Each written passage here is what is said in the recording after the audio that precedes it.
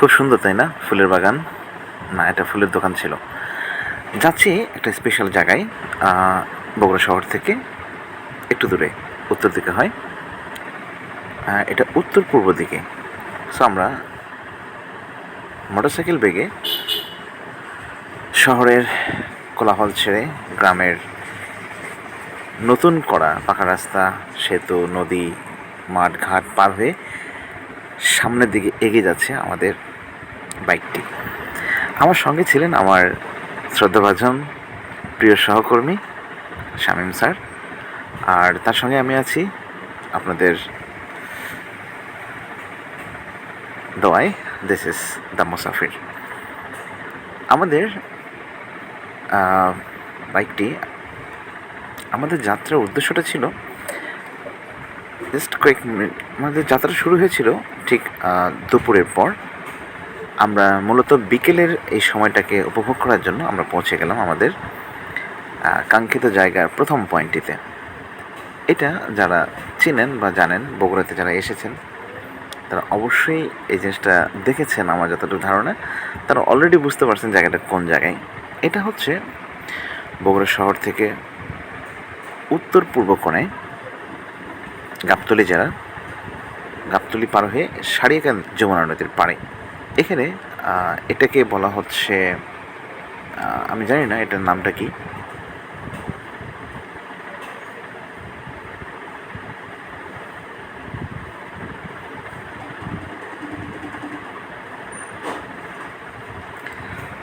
So দৃশ্যটা এখান থেকে এত সুন্দর লাগে, আপনি চাইলে এই পুরো সময়টা আপনি এখানে সানন্দে কাটিয়ে দিতে পারেন। তবে আশেপাশে তেমন কোনো সহযোগিতামূলক কোনো দোকানপাট বা কোনো যানবাহন খুব একটা চোখে পড়েনি। তবে জায়গাটা কিন্তু অসাধারণ। আপনি যদি বিকেলবেলা আসেন বা এমন একটা সময় আসলেন যে সময়টাতে আপনি প্রচণ্ড বাতাসে আপনার মনটা ভরে যাবে, একদম ফ্রেশ বাতাস। এরপরে আমরা এখান থেকে চলে যাচ্ছি সারেকান্দির যমুনার চরে নতুন করে বাঁধাই করা পানি উন্নয়ন বোর্ডের কাজ। এটা হচ্ছে প্রেম যমুনার ঘাট অনেকেই বলে। আমরা এখানে আসার পরে ভাবলাম যে পুরো চত্বরটা একটু ঘুরে দেখব এবং একটা বোটে চড়ে একটু ভেতরে যাব। সো অনেক লোকজন ছিল সেখানে, আমরা সকল লোকজনের মাঝে হারিয়ে যাচ্ছিলাম। তো শেষ পর্যন্ত আমরা একটা ডিসাইড করলাম যে একটা নৌকা ভাড়া করব। নৌকা ভাড়া করে আমরা একটু নদীর ভেতরে যাব। প্রচণ্ড বাতাস বচ্ছে, আমরা একটা নৌকা ভাড়া করেছি, চলুন আমরা নৌকাতে যাই। নৌকাতে চড়ার পরে যেটা হলো, পানি প্রচণ্ড ধীরে ধীরে ধীরে ধীরে পানিটা কী হচ্ছে, আন্দোলিত হচ্ছে। আমাদের নৌকাটা ছেড়ে দিল। নৌকা ছাড়ার সাথে সাথে আমি আমার প্রকৃতিকে উপভোগ করা শুরু করলাম। অসম্ভব সুন্দর পানির খরস্রোতা, পানি যে স্রোত, এটাকে আসলে নৌকাকে বারবার দুলিয়ে দিচ্ছিল। সত্যি অসাধারণ। পানির ভিতরে যতক্ষণ আপনি ঘুরবেন, সত্যি এই অংশটা আপনাকে মন ভুলিয়ে রাখবে। সো আমাদের নৌকাটা এগিয়ে যাচ্ছে। আমরা আমাদের পয়েন্ট থেকে একটু ভেতরে, খুব বেশি দূরে নয়, হয়তোবা সামনের পাড়ে চলে যাব। তো বাতাসের এত তীব্রতা যে আপনার চুলকে এলোমেলো করে দিতে পারে। আমার সাথে আমার রয়েছেন কলিগ স্যার শামীম স্যার, এনে আমাকে মূলত তার উদ্যোগেই এখানে আসা, তাকে আন্তরিকভাবে অসংখ্য ধন্যবাদ জানাচ্ছি। আর এরপরে আমরা চলে যাব যমুনার ঠিক অপোজিট পাশে নদীর পাড়ে।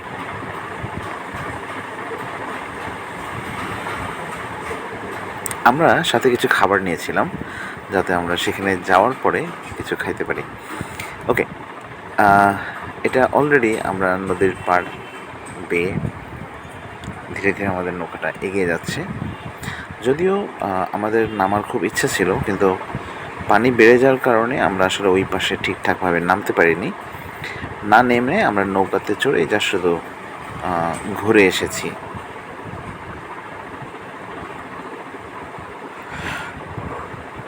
নদীর যে পানির যে স্রোতটা, এই স্রোতটা খুব তীব্র ছিল, কিন্তু ভিতরে যাওয়ার পরে আমাদের ধারণাটা সম্পূর্ণ চেঞ্জ হয়ে যায়।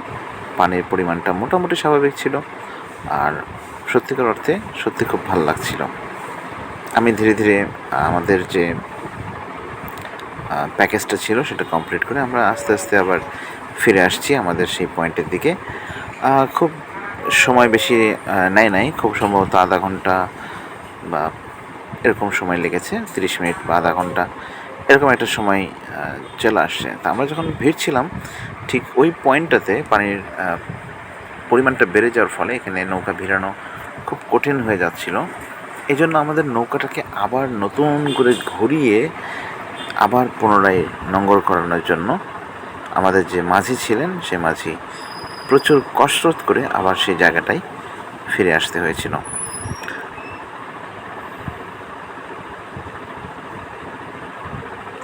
আপনারা যারা নৌকায় চড়ে যাবেন সবসময় একটা জিনিস খেয়াল রাখবেন, মানসিক সাহস যেটা দরকার।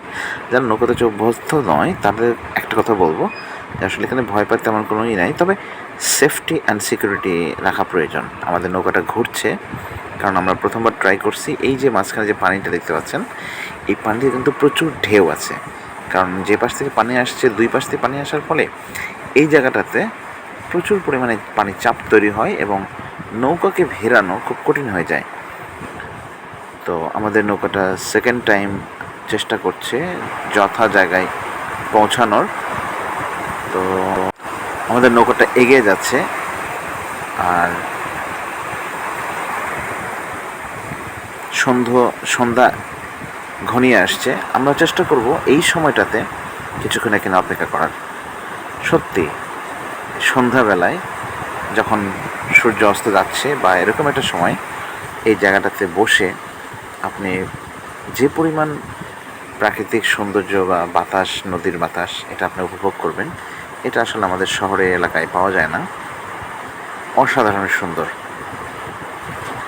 আমরা যখন ফিরে আসছিলাম সন্ধ্যা ঘনিয়ে আসলে আমরা খেয়ালই করিনি এখানে একটা নৌকা, একটা ছোট্ট রেস্টুরেন্ট ছিল। আমরা বিষয়টা খেয়াল করিনি, যখন সময়টা পার হয়ে গেল তখন দেখলাম যে এখানে এটা।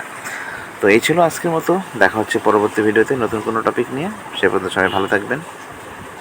আজকে পর্যন্তই, আল্লাহ হাফিজ, বাই।